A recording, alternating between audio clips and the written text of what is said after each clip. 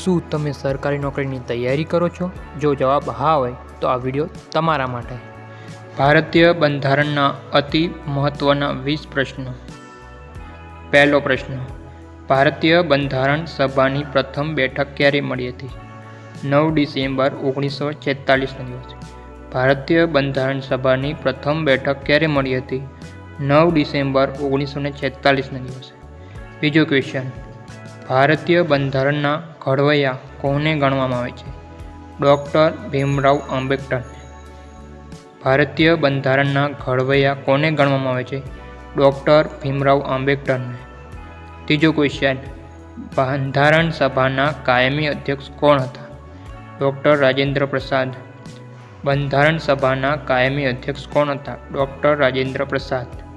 ચોથો ક્વેશ્ચન, બંધારણ સભામાં ખરડા સમિતિના અધ્યક્ષ કોણ હતા? ડૉક્ટર ભીમરાવ આંબેડકર. બંધારણ સભામાં ખરડા સમિતિના અધ્યક્ષ કોણ હતા? ડૉક્ટર ભીમરાવ આંબેડકર. પાંચમો ક્વેશ્ચન, ભારતનું બંધારણ ક્યારે અમલમાં આવ્યું? 26 જાન્યુઆરી 1950. ભારતનું બંધારણ ક્યારે અમલમાં આવ્યું? 26 જાન્યુઆરી 1950. છઠ્ઠો ક્વેશ્ચન, ભારતીય બંધારણ તૈયાર કરવામાં કેટલો સમય લાગ્યો હતો? 2 વર્ષ 11 મહિના અને 18 દિવસ. ભારતીય બંધારણ તૈયાર કરવામાં કેટલો સમય લાગ્યો હતો? 2 વર્ષ 11 મહિના અને 18 દિવસ. સાતમું ક્વેશ્ચન, ભારતનું બંધારણ વિશ્વનું સૌથી મોટું કેવું બંધારણ છે? લેખિત બંધારણ. ભારતનું બંધારણ વિશ્વનું સૌથી મોટું કેવું બંધારણ છે? લેખિત બંધારણ. આઠમો ક્વેશ્ચન, મૂળ બંધારણમાં કુલ કેટલા અનુચ્છેદ હતા? 395. મૂળ બંધારણમાં કુલ કેટલા અનુચ્છેદ હતા? 395. નવમો ક્વેશ્ચન, ભારતીય બંધારણમાં આમુખ કયા દેશના બંધારણમાંથી લેવામાં આવ્યો છે?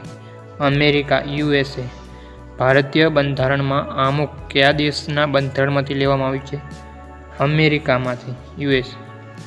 10મો ક્વેશ્ચન, મૂળભૂત અધિકારો કયા દેશના બંધારણમાંથી લેવામાં આવ્યા છે? અમેરિકામાંથી.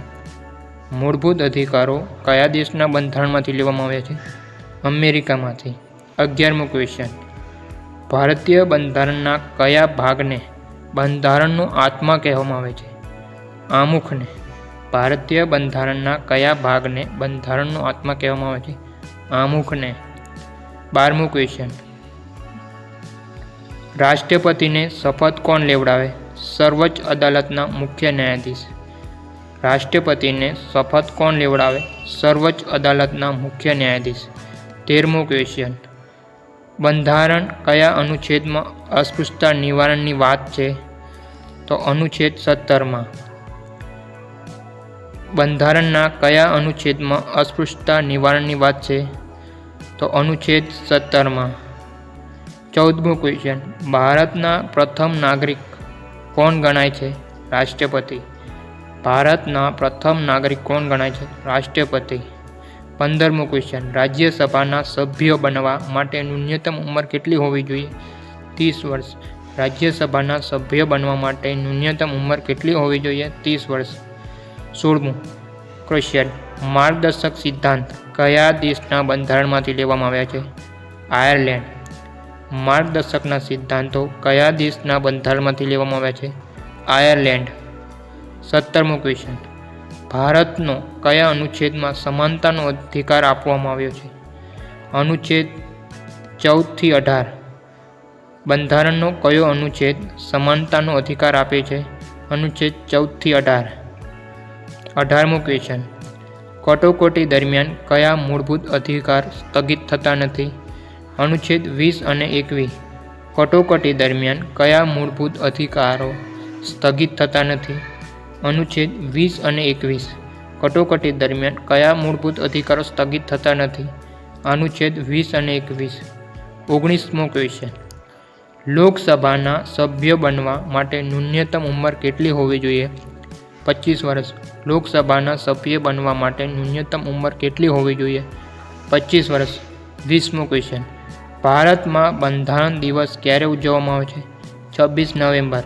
ભારતમાં બંધારણ દિવસ ક્યારે ઉજવવામાં આવે છે? 26 નવેમ્બર.